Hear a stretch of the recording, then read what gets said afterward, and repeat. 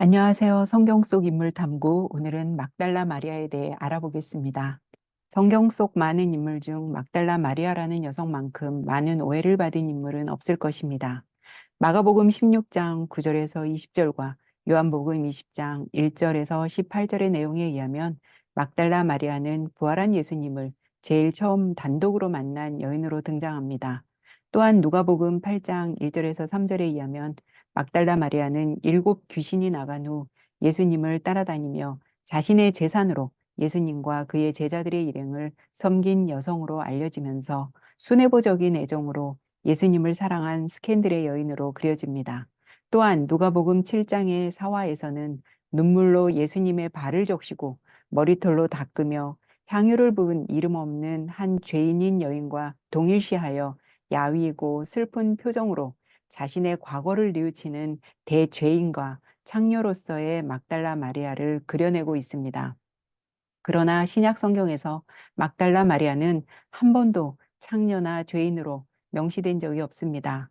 누가복음 8장 2절과 마가복음 16장 9절에서 막달라 마리아는 단지 7 귀신이 떨어져 나간 여인으로 지칭될 뿐입니다. 이 막달라 마리아는 누가복음 7장의 사화에 나타나는 예수님의 발에 향유를 부은 죄 많은 여인이 아닙니다. 학자들은 막달라 마리아를 죄 많은 창녀로 그린 것은 예수님의 발에 향유 부은 죄 많은 여인과 동일시한 데서 비롯된 잘못된 것으로 설명합니다. 막달라 마리아는 최초의 복음서인 마가복음에서 예수님의 순환과 부활 사화에 처음으로 등장합니다. 그녀는 예수님의 죽음과 매장을 지켜보고 무덤을 찾아간 갈릴리의 여인들 가운데 언제나 처음에 언급되어 나타납니다. 마가복음과 요한복음은 부활한 예수님이 맨 처음으로 또 7 귀신이 돌렸던 여인 막달라 마리아에게 단독으로 나타났다는 부활 전승을 보도하면서 그녀가 처음으로 예수님의 제자들에게 부활 소식을 전했다고 증언합니다. 막달라 마리아는 당시 사람들에게 7 귀신이 들린 여인으로 취급당했는데 7 귀신이 들렸다는 것은 무엇을 뜻하는 것일까요? 복음서에 보면 당시 말을 못하는 벙어리나 귀머거리와 같은 장애인들과 병든 사람을 모두 귀신 들린 자로 취급당했습니다. 이 여인을 향해 7 귀신 들린 여자로 말한 것은 엄밀히 말해서 당시 기존 체제와 가치관에 비추어서 규정한 것으로 볼 수 있겠지요. 막달라라는 지방은 예루살렘의 북방에 갈릴리 호수에 인접해 있는 게네사렛 평원 남부의 상업 도시였으며 대부분의 주민은 이방인들이었습니다. 그래서 예루살렘의 종교 지도자들은 그 지방 사람들을 이방인으로 멸시하고 아예 죄인 취급해 버렸습니다. 이방 여인의 경우는 이방인 남성들보다 더 심한 억압과 고통을 당했음을 알 수 있습니다. 이런 상황에서 막달라 마리아는 예수님을 만났고 그로 말미암아 그녀는 죄인의 멍에를 벗고 그녀를 괴롭히던 모든 억압과 고통과 질병에서 해방될 수 있었습니다. 이제야 그녀는 참된 구원자를 만난 것입니다. 그 후로 막달라 마리아는 예수님과 제자들의 무리에 합류하여 갈릴리에서부터 예루살렘까지 각 성읍과 마을을 함께 다녔습니다. 더욱이 그녀는 예수님의 남자 제자들이 모두 예수님을 배반하고 부인하며 도망친 상황에서 예수님과 한패로 몰릴 위험을 감수하고 예수님의 십자가를 따라가 처형을 지켜봅니다. 심지어 그녀는 예수님을 매장했던 곳까지 따라가 예수님의 시체를 둔 장소를 확인하고 새벽 미명에 무덤을 찾아갔습니다. 이러한 모든 행동은 당시의 정황에서 목숨을 잃을 수도 있는 위험한 일이었습니다. 어떻게 여인이 이런 일을 감당할 수 있었을까요?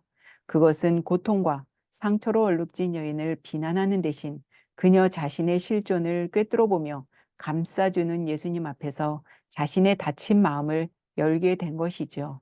이 여인은 자신의 상처를 위로하며 사랑하는 예수님을 전적으로 신뢰하고 따른 것입니다.